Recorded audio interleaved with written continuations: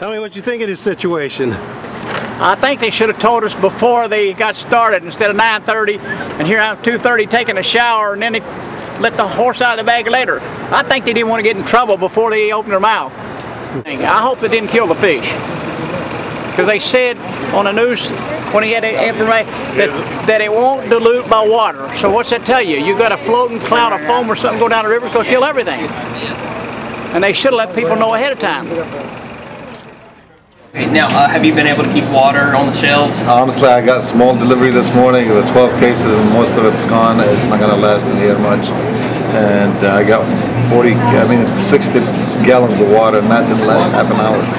Yeah, people were coming getting 3 and 4 at the time. And yeah, half an hour, they were gone.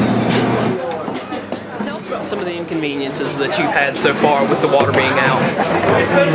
Just the routine, everyday tasks, showering, washing clothes and dishes and pots and pans, that type of thing, and of course work. It's difficult when you can't use the facilities at work. Right. So what's the thing you miss most so far?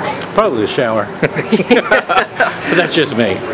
But everyone's doing what they can, and all you can do in this type of situation is the best you can.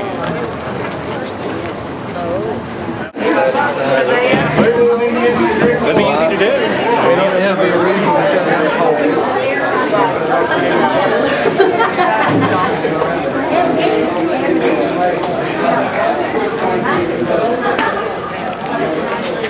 Why won't it be that long?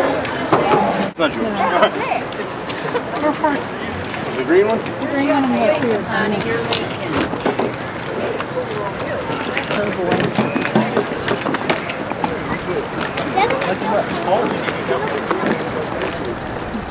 Has the company released an official statement? Yes, we actually when we first issued the do not use order yesterday evening, that was the primary source of communicating that immediately to our customers. But then throughout the evening and then also today, we've been revising statements, providing additional comments, providing more information as we obtain it. Okay. Is there anything that you all know of that people can do to make the water usable? I know the boil method doesn't work. However, would the water purification tablets at places like Walmart work? No, what we're dealing with is not any type of bacteria that can be boiled off or disinfected off. It's an actual chemical that's present in the water, even though we assumed to be very low levels. This is something that can only be removed through the flushing process, and as we remove it from the system and replace it with clean, safe treated water. Okay, now, do you all have any sort of timetable about when you might be able to get the water back to usable levels? At this point, we do not. That's the biggest question that we've been asked, and unfortunately, because this is a chemical that is not familiar to the water treatment process, it did not respond to the regular water treatment process as we thought it would. We've spent all night, analyzing it, analyzing the safety data sheets, talking with toxicologists, with the chemical manufacturer of that product, and putting together our own set of standards that scientists from DEP and DuPont and our own company have been working on throughout last night and today to just be able to have a way to quantify the level of this chemical in the water. Until that time, there were no standards and there was not even a way to measure it. Okay.